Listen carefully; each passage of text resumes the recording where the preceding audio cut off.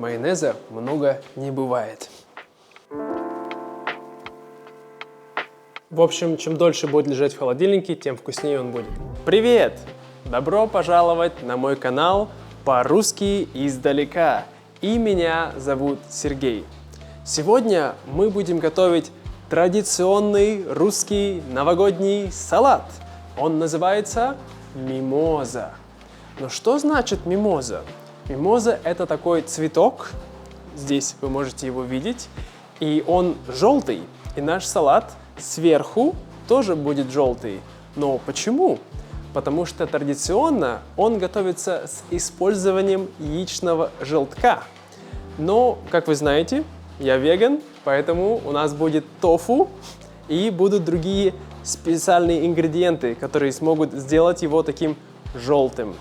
А также в этом салате присутствует рыба, консервированная рыба, но мы будем делать нашу не рыбу. Как мы это сделаем, посмотрим сейчас.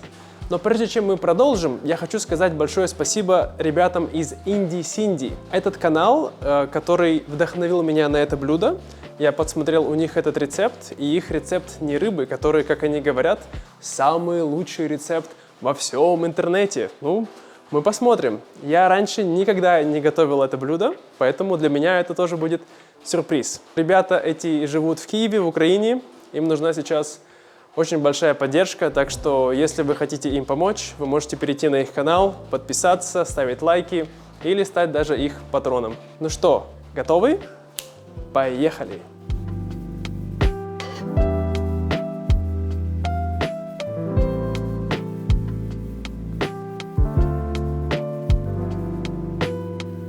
Итак, для этого нам потребуется тофу. Мы используем обычный тофу, не слишком твердый, не слишком мягкий, 200 грамм. Также у нас будет куркума, у нас будет нори, это такая разновидность морской капусты, вакаме, это другая морская капуста, укроп, куда же без укропа, это очень важная еда в русской кухне. Также у нас будет здесь индийская розовая или черная соль, как ее называют, для придания яичного вкуса. Также нам нужен один лучок. Вот. Но мы будем использовать только половину лука. У нас здесь есть 100 грамм, примерно 100 грамм веганской курицы, уже замоченной. Вот. Веганский майонез. Вот он. И также 3 картошки и морковка. Вот. Это уже все мы отварили и почистили. Кроме этого, нам потребуется соевый соус, 3 столовые ложки, льняное масло, тоже 3 столовые ложки. Почему мы используем льняное масло? Потому что эти 3 ингредиента, вот эта морская капуста и льняное масло, помогут нам создать рыбный вкус. Потому что у льняного масла есть очень рыбный вкус, и в нем содержится очень много омега-3, омега-6 жиров, как в рыбьем жире. Поэтому вы тоже можете его использовать вместо рыбного жира. Также мы будем использовать черный перец. И здесь немножко вьетнамской, это вьетнамская специя.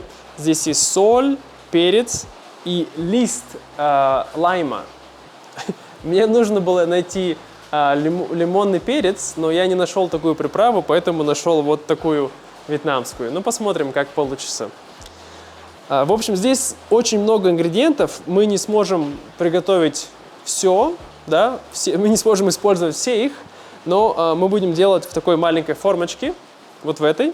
Посмотрим, сколько у нас получится. Остальное я потом сделаю для себя уже в более простой форме. Вот.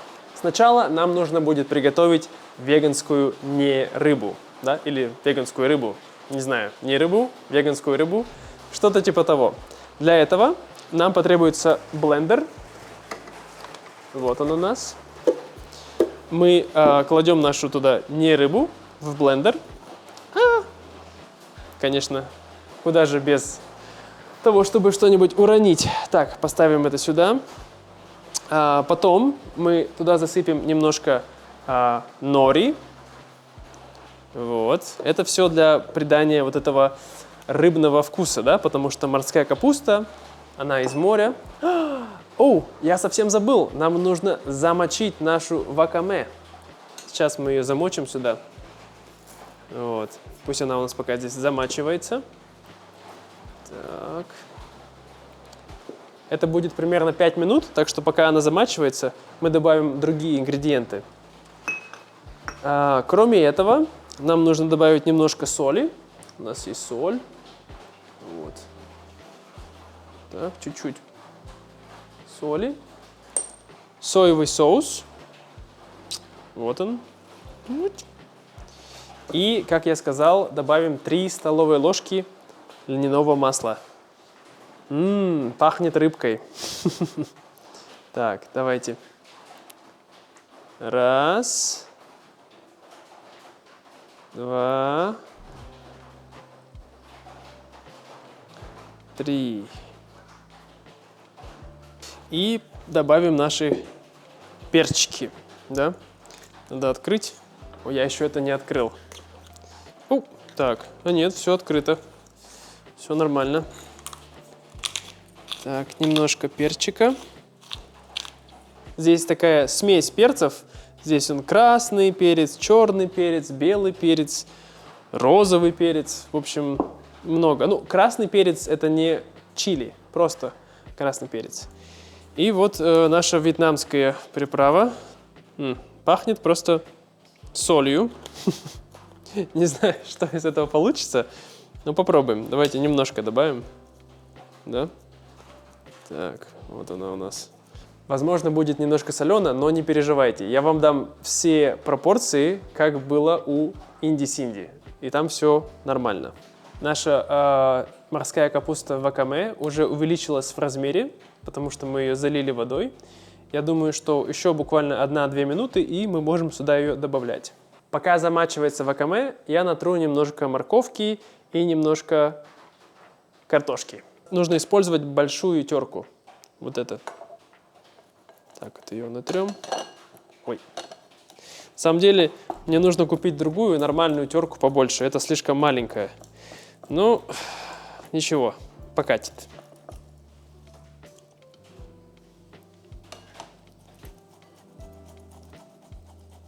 Кстати, только что мой ассистент под кодовым именем «Жена» ушла работать, поэтому у нас сейчас будет только один ракурс. Ну ничего, мы тоже что-нибудь интересное придумаем.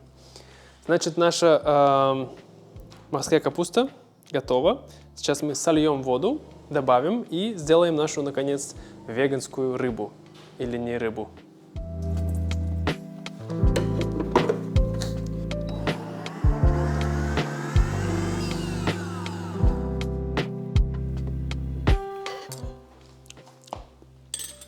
Слушайте, реально очень вкусно. Реально похоже на такой рыбный, как паштет, что ли, я бы сказал. Похоже на консервы рыбные, да? Ну, сейчас мы нарежем лучок. Почему я делаю только маленький здесь, да? Потому что моя жена, она не любит лук. Да. Я сам, честно говоря, мало лука ем. Лук надо будет нарезать мелкими кубиками. Кто забыл наточить нож? Конечно же, Сергей. У кого ножи тупые? Конечно же, у меня. Сейчас, в общем, порежем маленькими кубиками. Так как мы не будем готовить наш лук, поэтому лучше замочить его в уксусе или в горячей воде. Для этого он не будет такой сильный. Знаете, когда вы кушаете сырой лук, и у него прям такой невероятный аромат. Так, ну вот столько лука нам будет хватит. Достаточно. А я уже плачу. Я уже забыл, что с луком, когда готовишь, что плакать хочется. Я использую яблочный уксус и немножко залью наш лучок, чтобы он не был таким сильным. Да? Потом мы сольем уксус. Пока пусть он настаивается у нас лучок. Пока давайте займемся нашим тофу. Тофу нам тоже надо будет натереть на маленькой терке. Да? У нас есть большие дырочки и маленькие дырочки. Немножко трудно натирать, но ничего. потихонечку идет. Лучше, конечно, для этого рецепта использовать твердый тофу, такой, знаете, или супер твердый. Вот, потому что он будет легче натираться. Вот, ну, такой тофу тоже пойдет. У меня, получается, он средней твердости. Так, вот мы натерли наш тофу, да. Что будем делать теперь? Теперь мы добавим в наш тофу куркуму, для того, чтобы она выглядела как яичный желток. Да, вот чуть-чуть добавляем, много не надо. А это для вкуса, чтобы напоминал яйцо. Да, вот. Столько, я думаю, столько хватит. Вот. Все, теперь все это перемешиваем. Так, ну вот наш тофу уже готов, только он весь такой скомковался. Поэтому, как я сказал, что слишком мягкий тофу, как у меня, не очень подходит. Постарайтесь найти более твердый тофу, тогда будет лучше. Нормально? Попробуем. Похоже на яйцо? Вот, все ингредиенты уже готовы, и сейчас мы будем собирать наш салат. Собирается он слоями, то есть сначала один слой, потом другой слой, потом третий слой. Все будет потихоньку. Сейчас покажу. Сначала мы будем укладывать картошку. Да, вот ее на первый слой. Сюда мы кладем. Вот, да, то есть мы ее положили, потом мы ее трамбуем. Вот так. Моя бабушка всегда делала так. Положил слой одного ингредиента и сверху майонезиком. Чуть-чуть, но майонезиком, да? Поэтому берем наш майонез и разравниваем его сверху. Майонеза много не бывает. Вот первый слой картошки положили, майонезиком смазали. Теперь у нас идет наша не рыба. Также ее выкладываем. Да, сейчас возьмем половинку. Вот, так. Вот она наша не рыба. Видите, да? Я ее тонким слоем положил. Теперь лук. Да? Лук так распределяйте по верху, чтобы был равномерно. Вот. Как вы думаете, что теперь? Правильно! Майонез! Майонез! Да-да-да. Майонеза много не бывает. Или бывает. Майонезик мы еще называем мазик. Так, по-доброму. Дай-ка мне немножко мазика. Майонез положили. Теперь идет морковка. Слой морковочки. Теперь последний слой майонеза. Тут уже можно побольше немножко майонеза положить. Ну, еще больше.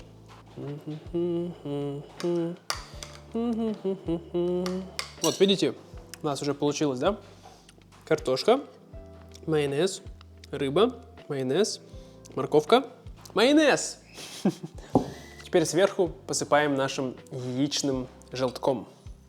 Да? Это можно делать руками, чтобы было так равномерненько, аккуратненько, симпатичненько. Главное, чтобы руки были чистые.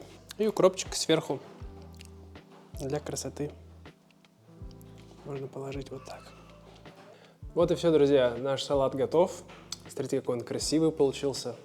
Да, модный салат мимоза. Так что попробуйте. Я сам попробую его сейчас.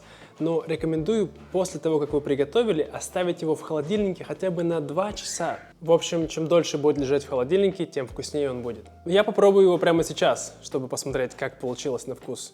Потом остальное все-таки уберу в холодильник. Вот он как у меня выглядит. Когда я его отрезал, немножко развалился, но ничего. Пробуем.